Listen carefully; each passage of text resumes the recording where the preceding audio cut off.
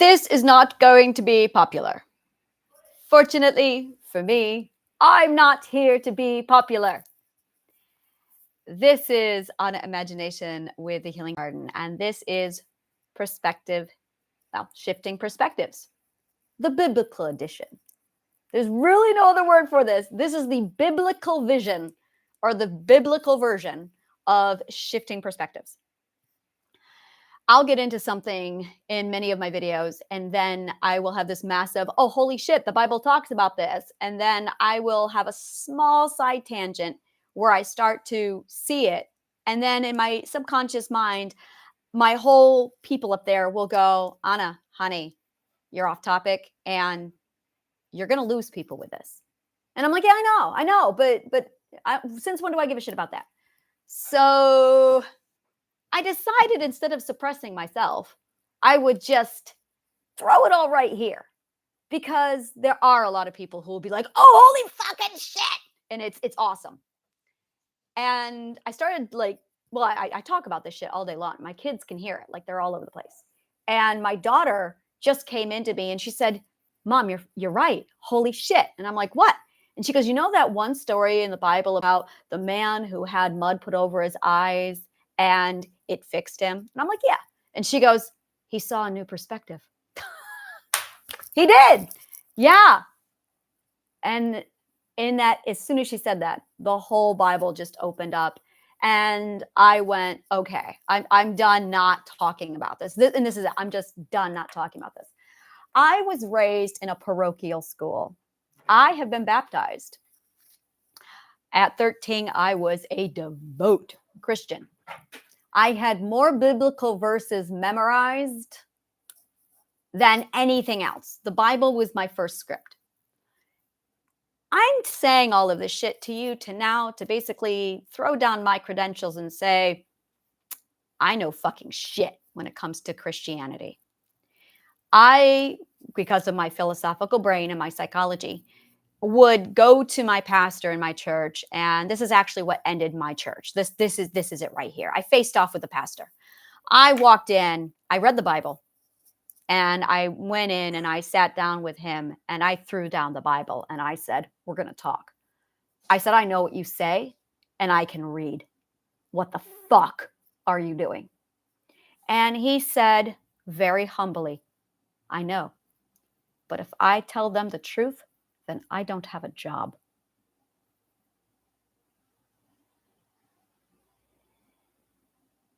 Sheep.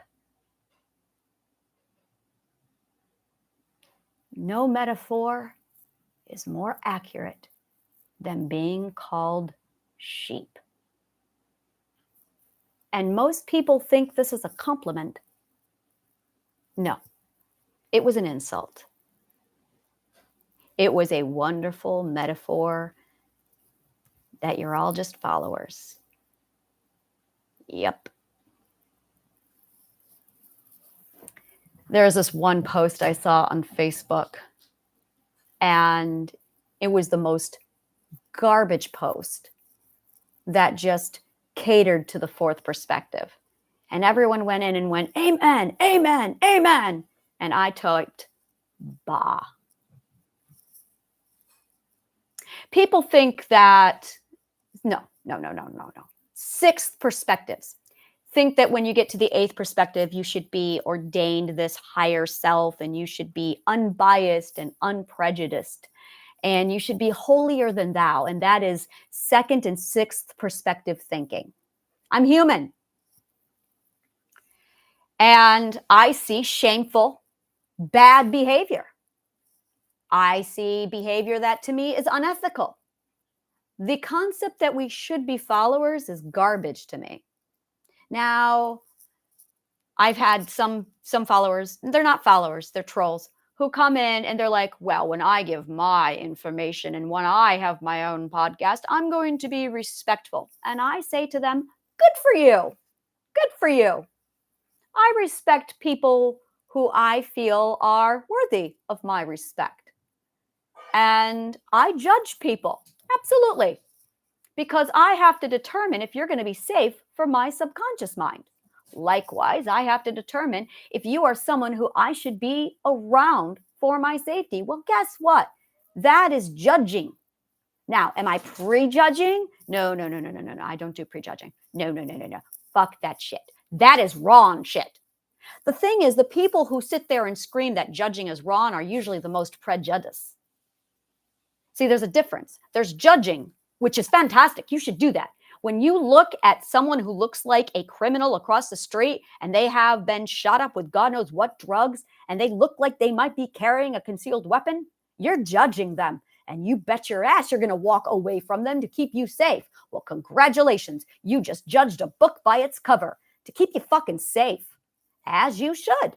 But the Bible says many times over, you should not judge. We need to translate that because that's not quite what it says. That's not quite what it means.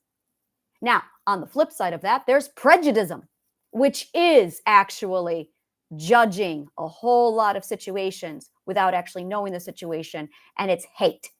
That's not judging, that's hatred. And that's fear. That's actually fear. That's coming down from generational trauma. So every time you're prejudiced, you're actually spouting fear from generational trauma. So prejudice is fucking disgusting. Judging somebody because you need to assess your own safety in the here and now based off of legit concerns that you might have, not because of their race, but because of their mental health. Oh yeah, you bet your fucking ass I'm going to judge. Because mentally unhealthy people are dangerous sometimes. In fact, that's it. Mentally unhealthy people are dangerous sometimes, even the ones who don't mean to be dangerous. Most unstably mentally people, I'm going to say this. Why am I all over the place today? What's going on with my articulation? What is going on with my articulation? I know what this is. This is my subconscious mind going, no, you can't talk. This is my subconscious mind. I need to have a talk. Just a minute.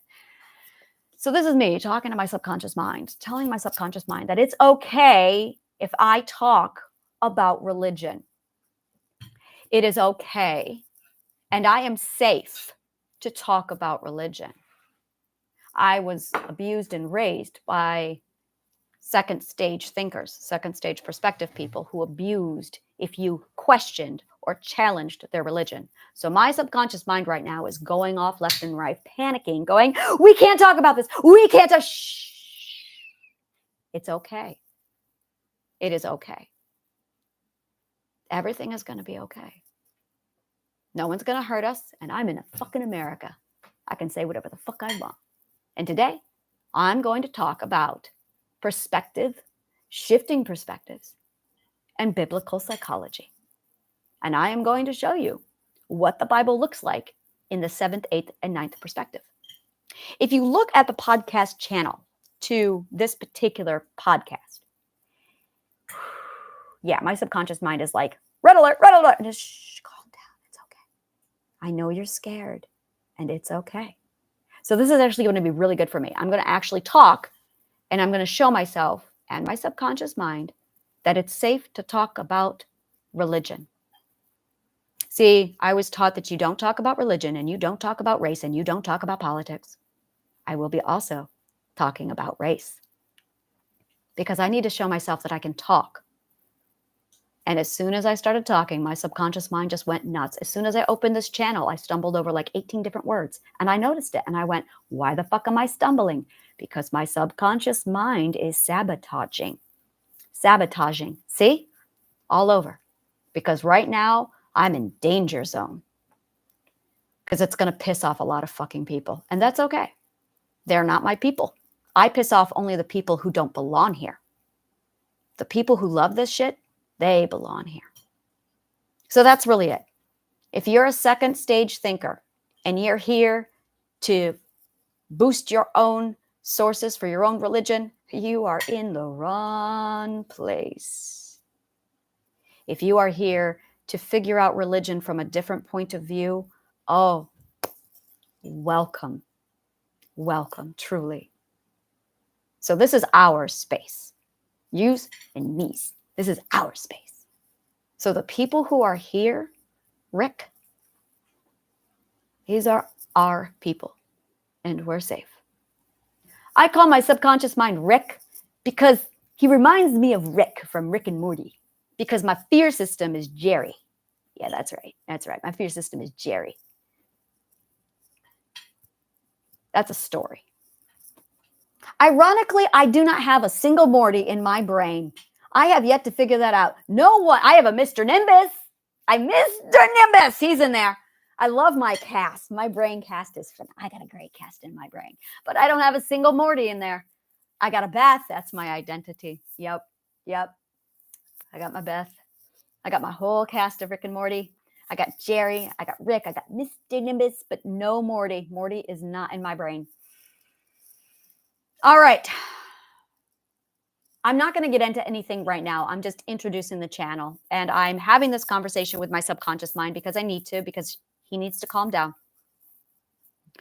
So I'm going to be talking about all of the Bible. I'm going to be ripping it apart. I'm going to be showing what it looks like. The rapture, the kingdom of heaven, all of that is absolutely manifestation.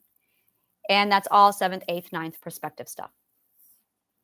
So I'm going to be bringing all of this in and showing you all of it. I'm going to be interpreting all of the stories.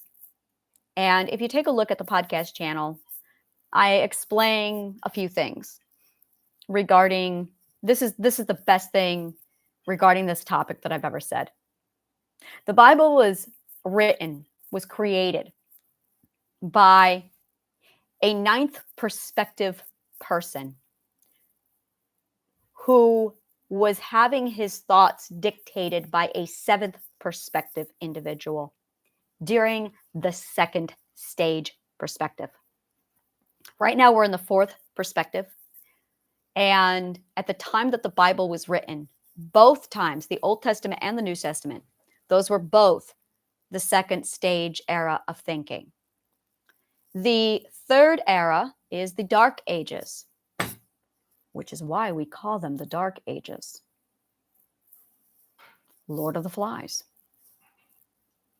I've been trying to figure that out for a very long time. Why do we call it the Dark Ages? Why do we call it the Dark Ages? Why do we call it the Dark Ages? We call it the Dark Ages because society was in the 3rd perspective. Lord of the Flies was happening all over the fucking place. And that is the 3rd perspective. And then around the 16th Age of Enlightenment is when we got into the 4th perspective. And we are at the end of the 4th perspective. So the Age of Enlightenment studies sociology. This shit is fucking cool. And psychology, when you partner it up with psychology, it's like, whoa, because you start to see literally the psychology of man as the individual and then as the societal whole. And then, this is my favorite part, when you throw philosophy in there and how philosophy changes and how physics and science and astronomy, like the whole thing changes and you're like, whoa. So to study history is to study sociology, psychology, and philosophy. And then to see how these 3 things interacted with each other. But we don't do that. No. What we do is we just throw a bunch of facts at our kids in the school. And we leave out psychology, philosophy, and sociology. Well, that's really boring. I'm not going to lie. That is so fucking boring. But when you start throwing philosophy, psychology, and sociology into the mix, and then you take history, it changes everything. It is awesome. And it changes religion.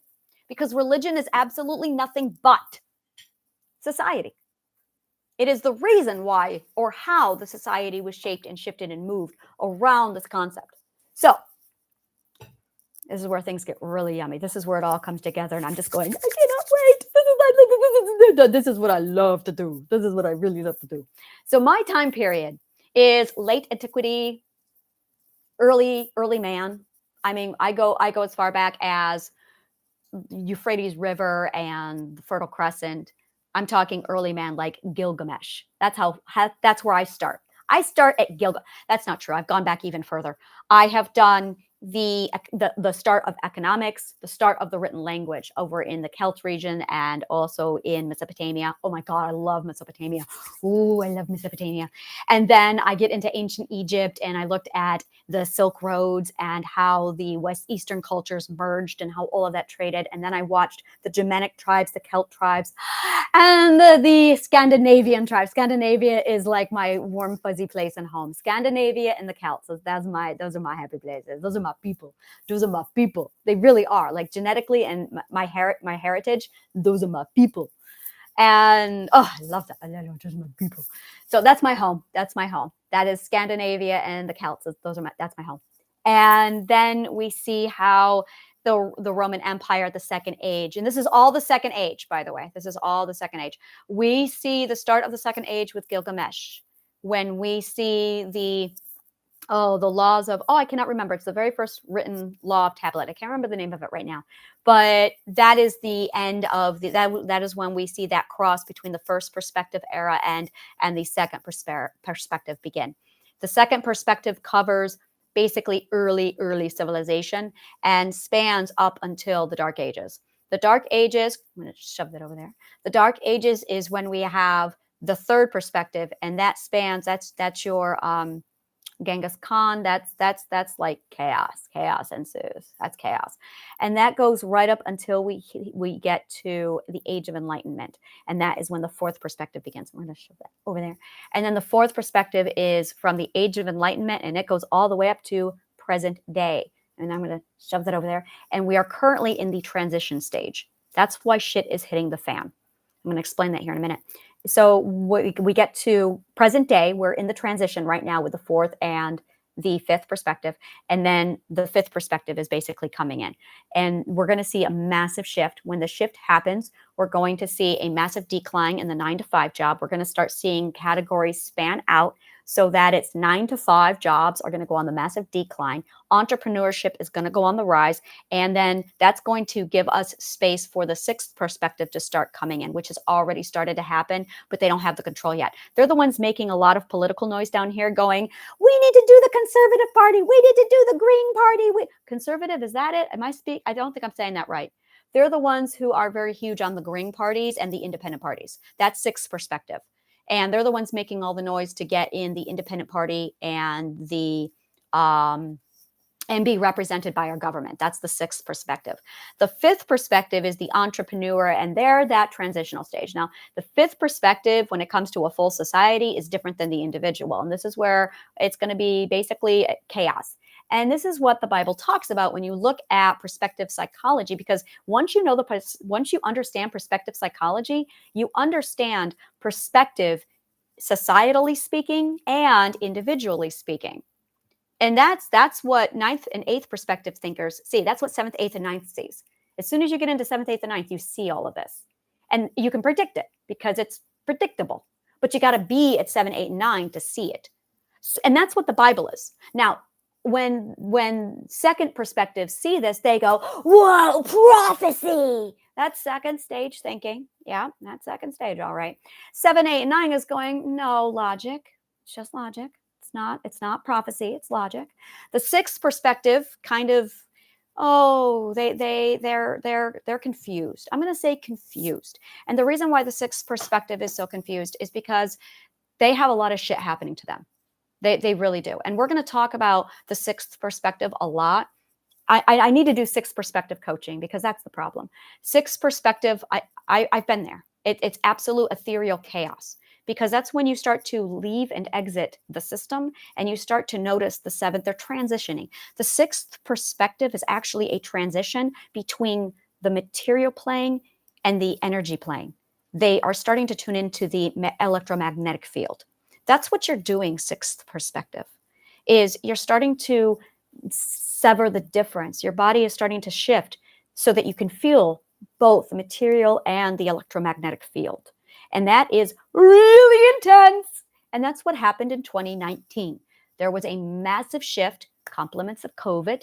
And that's why COVID came in. And then it shifted the electromagnetic field.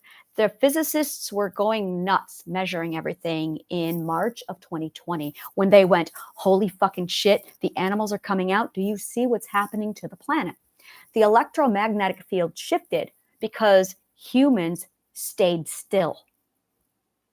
COVID came in, shit hit the fan. The governments all unanimously said, everyone sit the fuck down and shut up. And they did. Oh, there were protests. But in March of 2020, we all sat the fuck down and we all shut the fuck up. And then it was quiet. Do you remember? And things happened. Things shifted. The energy changed because of COVID. There is only one day of the year when the electromagnetic field is vibrationally different than the rest of the year. Christmas Day. The one day a year when we all sit the fuck down and shut the fuck up. But during COVID, March of 2020, we all sat the fuck down and we all shut the fuck up for months. And things changed. The government, well, not the government, the scientists, the physicists went, oh, holy fuck, look at the magnetic field. The vibrational seismic waves have changed.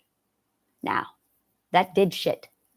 The seismic frequencies. Seismic waves are the vibrational frequencies within the planet itself. These things shifted in March of 2020. March, April, May. It shifted. Animals felt it, and they all came out. And people were taking pictures of all the animals. People in Italy came out to their balconies and sang together. And that changed. And anyone who'd ever had access to the ethereal plane magnified. And people started to change. And LightWorker's emerged and went, something's happening. Something's different. And anyone who had any kind of an ethereal gift woke up. And it plunged a good chunk of the world into something called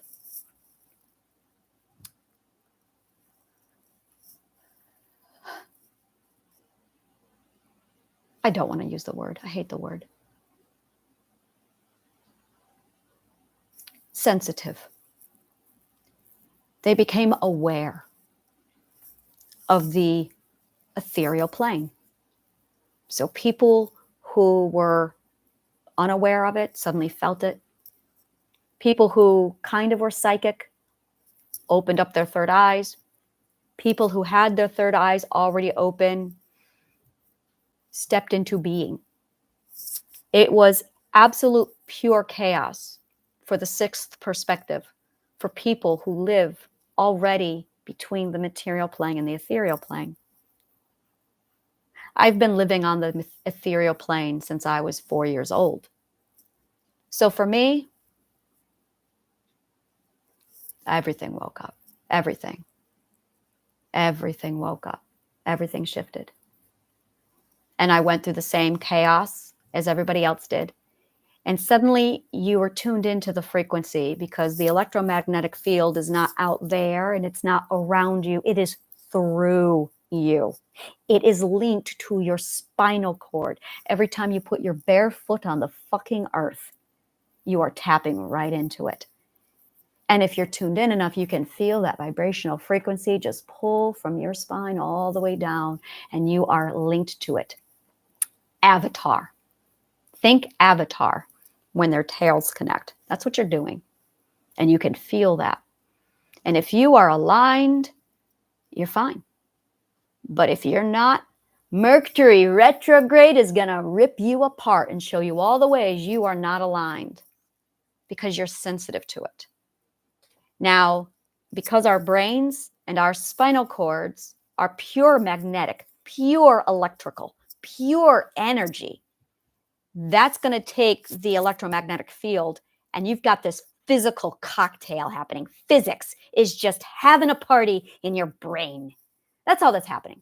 Physics is playing in your brain. Physics just walked right into your brain. I'm like, woohoo, a party! And there's people who can't feel it because it's a spectrum, and there's people who can feel it. And if you are in the 5th and 6th perspective, you just got shooken up. If you are in the 1st through 4th perspective, you're not going to feel it, which is why they're not here. The second stage perspective are probably going to gravitate over here, step in and go, oh, blasphemy, and leave. Bye. True. Sorry. That's it. Second perspectives are going to walk in here and just go, oh, blasphemy. Yeah, okay. That's second perspective. Yep. And 6th perspective is going to eat this up. They're going to be like, oh my God, this makes so much sense. Yes, there's more to come. Just wait. It gets better. So I'm going to be using this to basically start walking you through the physics of what's happening to you and with the perspectives and what the Bible's going on with and how it all fits together. Spirituality is physics. Let's just say that. I'm just going to throw it out there. Physics and spirituality are the same thing. Same thing. Religion is second perspective stuff. Spirituality is just physics. Just physics. It is people who can feel the physics, but they lack the vocabulary to name the physics. When you get to the 7th and the 8th, well, no, when you get to the 7th perspective, you are so discombobulated because you've crossed over. 6th perspectives, you're being prepared to cross over to the 7th. It's going to hurt because if you're not aligned, the universe is trying to align you so you can cross over. And until you align to your energy and your frequency, until you know your song, you're not going to cross over. I teach this shit. That's one of my master classes. You want to know how to cross over? Get down below. Take a look at my master classes, and I will walk you through this shit. Because this is what I do. I literally break down. This is mental metamorphosis. This is the fucking shit I teach. This is mental metamorphosis. I take your subconscious brain and I use everything I know about the subconscious mind, physics, manifestation, psychology, perspective psychology, and philosophy and sociology, and this massive big picture that I've got, and I cram it all down and I break it all down and I rebuild you so that you are aligned to the frequency and your song and your truth. Then, boom, you can cross over into the 7th. That's what I do.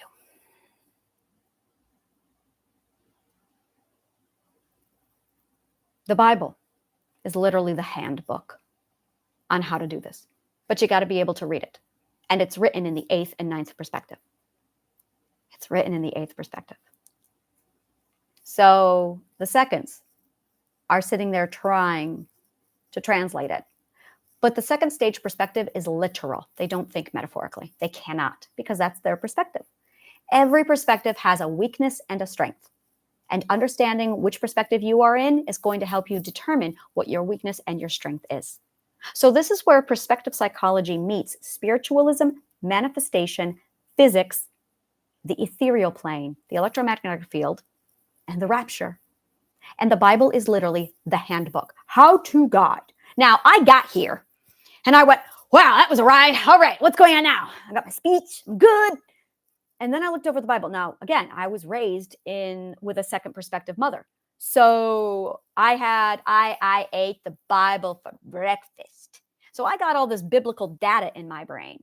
And then I studied sociology and the Roman Empire. Now, just a minute. The Roman Empire. Oh, be still my heart.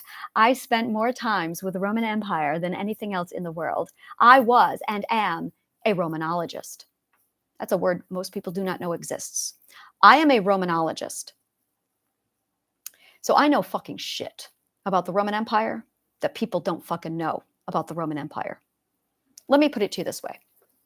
When I study something, I go to Wikipedia and I read Wikipedia.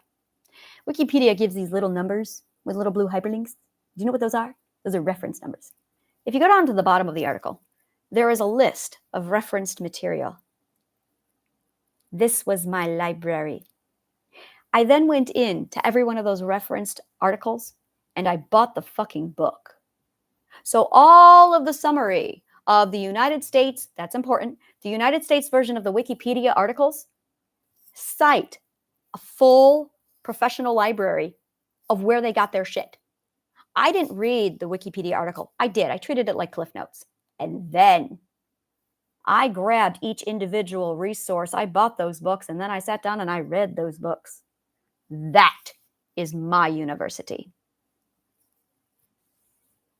So then when I went back on the Wikipedia article, it gave me a nice summary of all the books I read.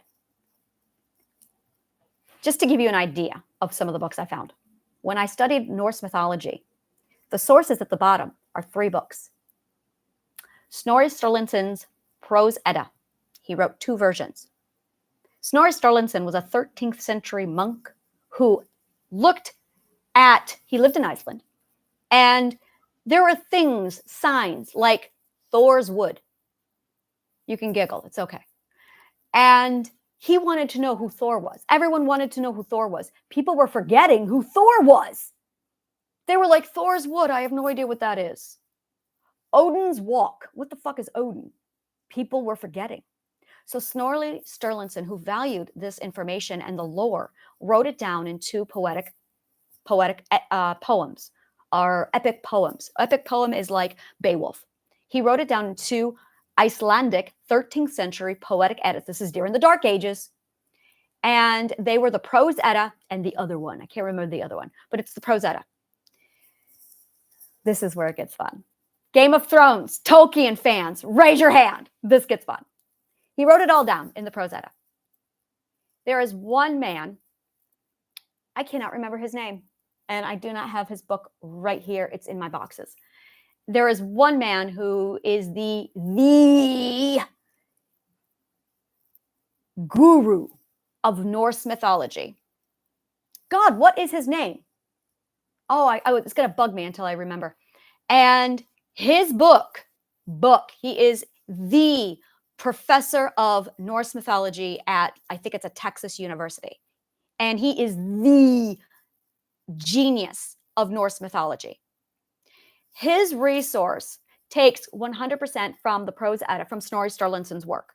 So there are 3 sources that give us everything we need to know about Norse mythology. Snorri Sturluson's 2 epic poems, and this dude from the university. I read both of those, or all 3 of those. I read all 3 of those. Now, when I read all 3 of those, I then looked at Game of Thrones and Tolkien and went, oh, I know what you 2 did. Now, I wrote my version. I wrote Dolor and Shadow and Fire and Lies, which is 100% based off of those are my epic fantasy novels. It's literally like it's Game of Thrones, Lord of the Rings, and the Sage Cycles, my books. And we're all 3 borrowed from the same source. We all 3 took from the same material, which is the Prose Edda. Just to give you an idea, there is this one moment in the Prose Edda that is called the naming of the dwarves. And it goes like this. This is, by the way, 13th century Snorri Sturluson verbatim. Biffer, Buffer, Bumber. Feely and Keely. Oh, it's great. It's great. The whole fucking scene, when Gandalf is in there with Bilbo Baggins and he's listing off all the dwarves, he's quoting the Prose Edda verbatim. I know the paragraph. I can sit there and go, oh yeah, I know exactly what he just did. So every time I hear it, I'm like, yep, I'm listening to the Prose Edda right now. That is how original Tolkien was. Now I will be the first to tell you that Tolkien was a fucking genius. That man's brain was gorgeous. That man was a linguist first. That man was beautiful. I love Tolkien. I'm a Tolkienite. Like, I'm the person who watched Lord of the Rings and said, I will know every word spoken and understand it. So I did. I studied Tolkien. Oh yeah, I studied Tolkien. So that when they say we have not had dealings with the dwarves since the dark days, and he says, you know what this dwarf says to that? I know what he said. I know what he was referring to.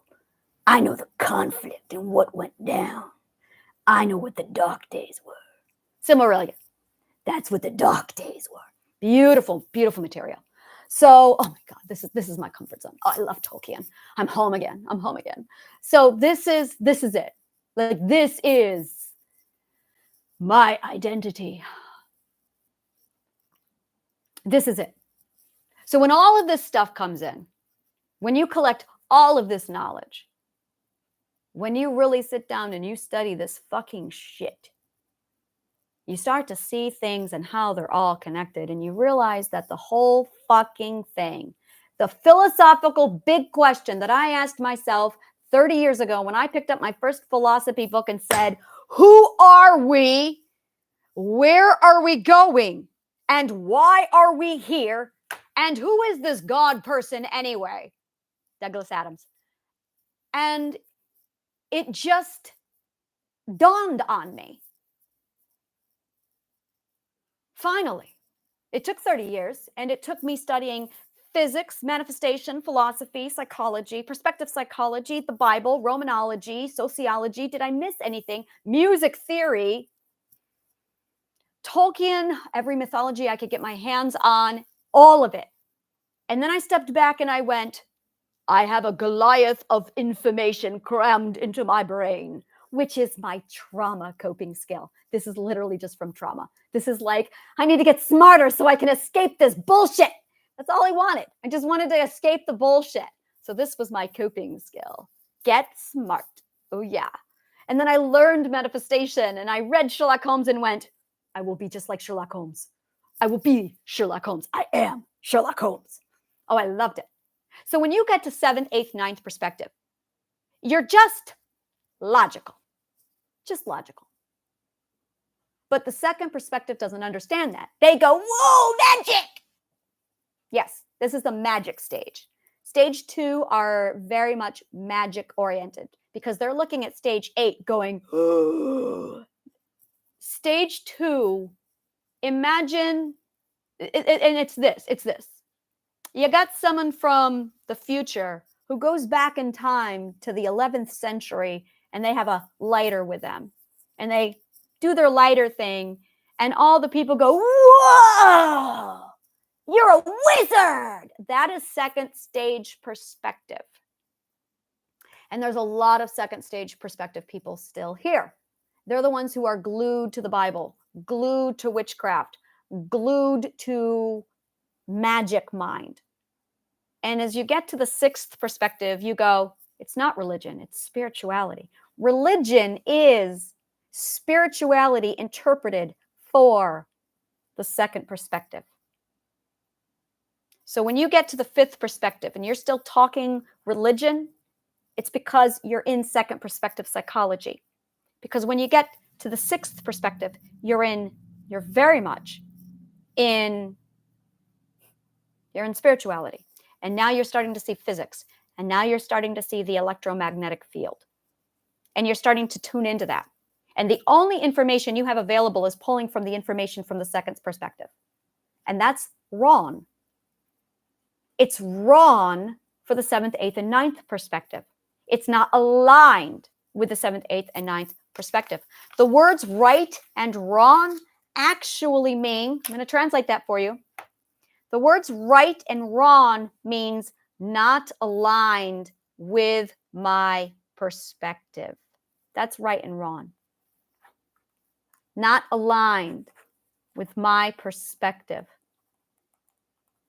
It does not mean true. It does not mean morally or ethically right or wrong, as in you should or you shouldn't do that. Right and wrong means not aligned with my perspective.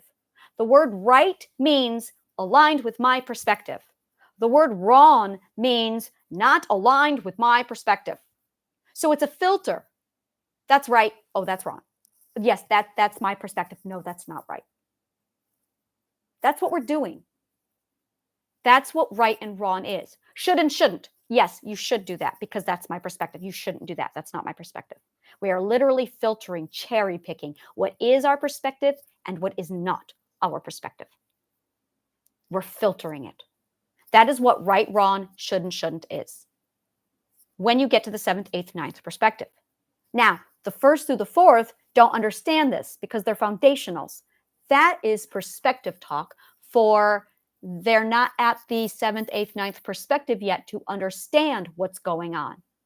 So they're doing their best to try and understand the world from their perspective, but they only have the first 4 books to the Harry Potter series. That's metaphor. So when you only have the first 4 books to the Harry Potter series, you're not okay, I just got to say, J.K. Rowling, I love you. Thank you so fucking much for writing these books. You have made my life so much easier because you have given me this phenomenal metaphorical tool just so I can communicate from the 8th perspective to everybody else because of your Harry Potter books. Thank you, J.K. I love the fuck out of you, girl. All right, now, the first 4 perspectives only have read the first 4 Harry Potter books. And they're trying to figure out book 7 and book 8. There's going to be a book 8. Why am I saying that? Why do I feel that? Why do I think that? Interesting. Don't do that. Don't do that. No, I see, and I shouldn't say when I see. So 7 to 8. So when you have the first 4 perspectives trying to interpret the 6, 7, or the 7, 8, 9, that's what you're getting. The Akashic records are from the second perspective. And it's the second perspective trying to interpret the 8th. So it's not, the language is limited by that first through 4th. The Bible is from the second stage, from the second era. Now it's written by, or it's dictated, it's oral tradition of the 9th perspective to a written 7th perspective trying to use language that existed in the second era. So that's the best they could do. That's the best they could do.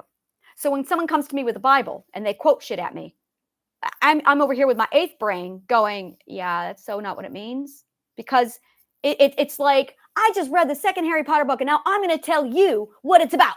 And then I've got a person sitting there telling me about the second Harry Potter book, and I've already read the 7th, and I'm looking at them going, okay, all right, I can see how that's your perspective.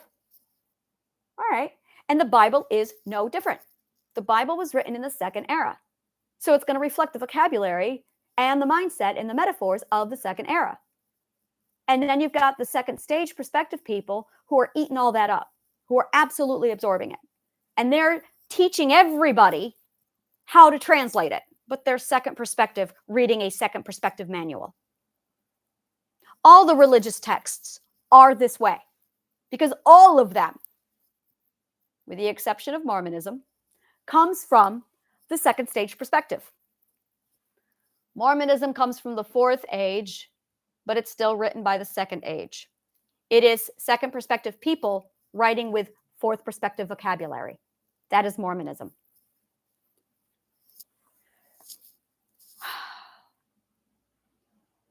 Huh. I understand now. Mormonism.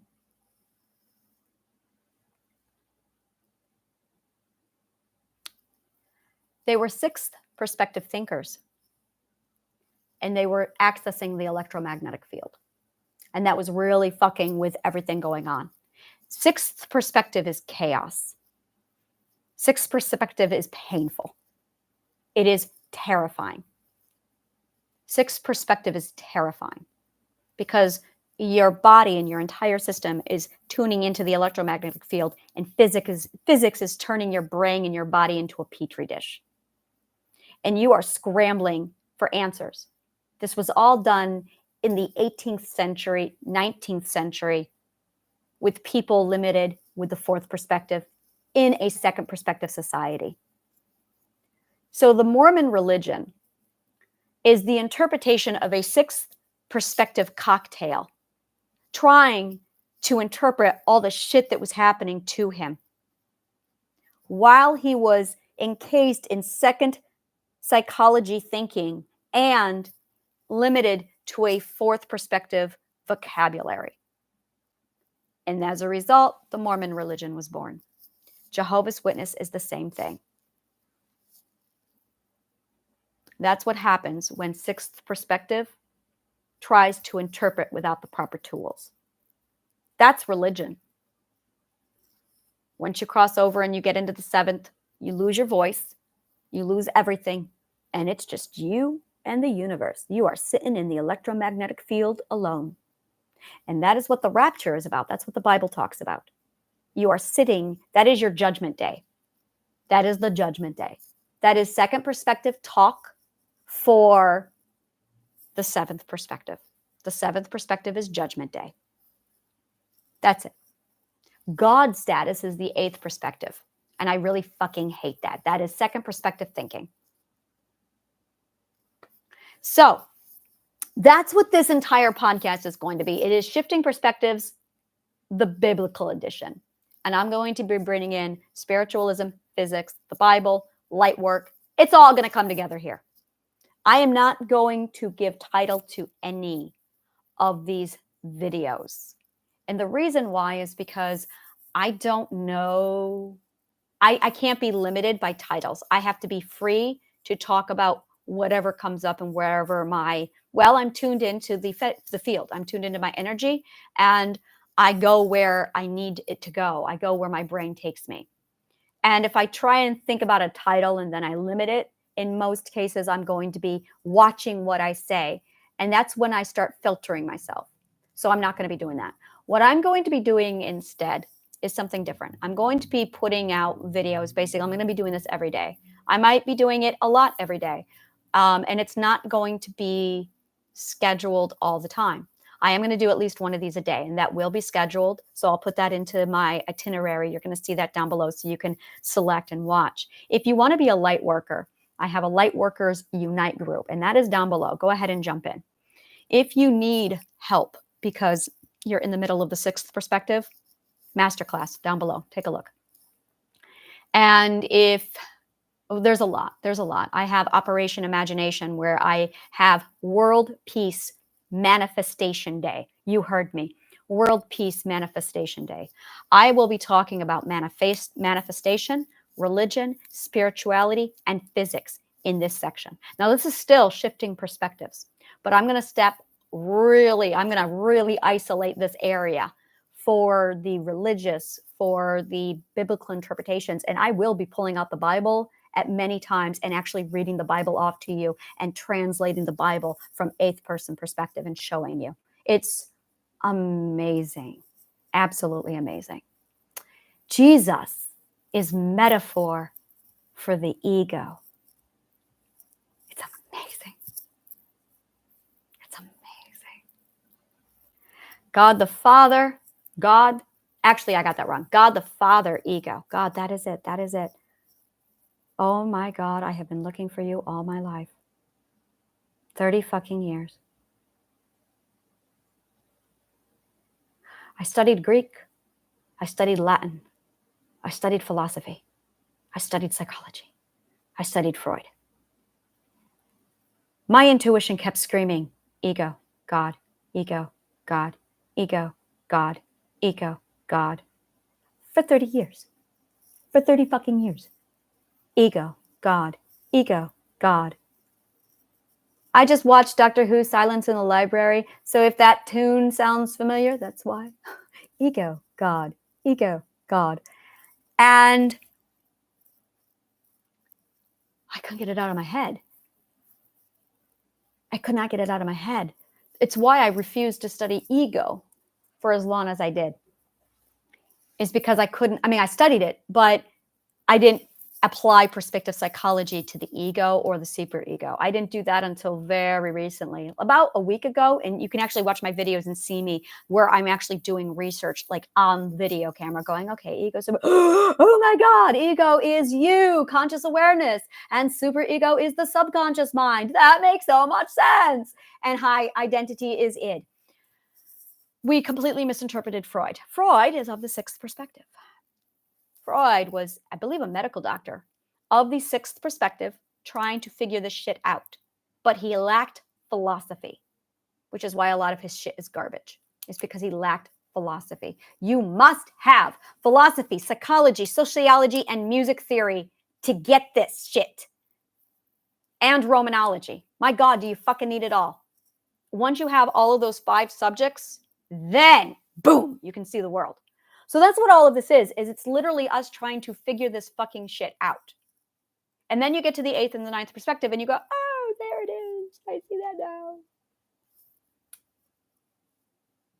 For more shit like this, subscribe to my YouTube channel. For even more shit like this, take a look at my newsletter. And if you cannot get enough shit like this, and you want this in an organized, you want all of this with order, design, and purpose, sign up for my masterclasses. The link is down below.